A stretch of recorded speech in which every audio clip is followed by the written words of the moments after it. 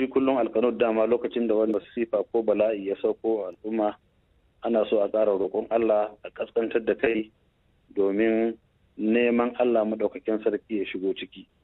Alƙur'ani ya ba mu labari cewa faƙultu astaghfiru rabbakum innahu kana ghaffara yursilu as-samaa alaykum midrara wa yumdidukum bi amwali wa banin wa yaj'al lakum jannati wa yaj'al lakum anhara ma lakum la tarjuna lillahi wa qara.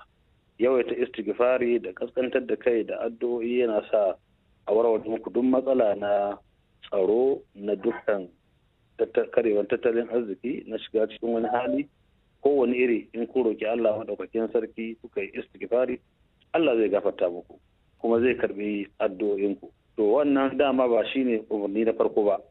Tun kafin wannan lokaci muna ta gaya wa al'umma cewa komawa zuwa ga Allah shine kawai mafita ga halin da muka samu kanmu a ciki. A ci gaba da addu'o'i.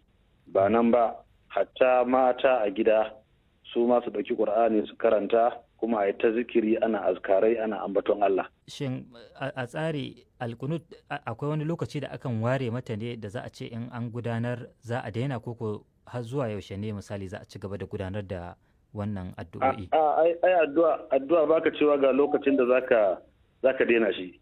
Addu'a ibada ce. Allah yana so a roƙe shi kowane lokaci. Saboda haka ba wai mun ce yanzu a soma yanzu bane a ƙare zuwa lokaci kaza. A yi ta yi ne ana ta kaskantar da kai ana roƙon Allah har sai Allah ya yi mana bala'i. Shin me yasa za a fara irin wannan lokaci ganin cewa matsalar tsaro ta ɗan ɗauki shekaru kafin yanzu? Ko shi yasa na ce maka ba yanzu muka fara ba da wannan umarni ba, sai dai watakila masu bibiyan mu ne ba su sani ba. Ba yanzu da muke cewa a fara ba. A'a, dama can mun lura akwai matsalar tsaro din muna ba da wannan umarnin yanzu muna ƙara jaddadawa. A kama kalla kusan sha'anin tsaro abu ne wanda alhaki ne na gwamnati da ta kare rayuka da dukiyoyin jama'a.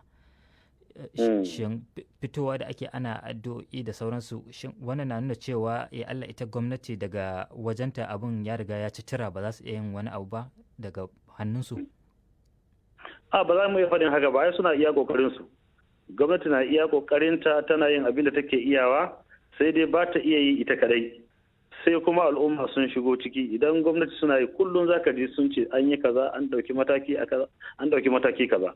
To menene mu kuma za mu taimaka domin wannan matakan da suke ɗaukan ya zamanto an samu sauki. Shi abokin gaba sai ka gan shi kake ɗaukan mataki a kansa. Amma addu'a ko ka ga abokin gaba ko baka gan shi ba, addu'a yana aikin da idan su suna ɗaukan matakai na makamai na ɗaukan ƙoƙarin dakile abin da suke iya gani, to mu kuma mu taya su da addu'o'i har ma abin da ba su ganin ba Allah ya mana maganinsa.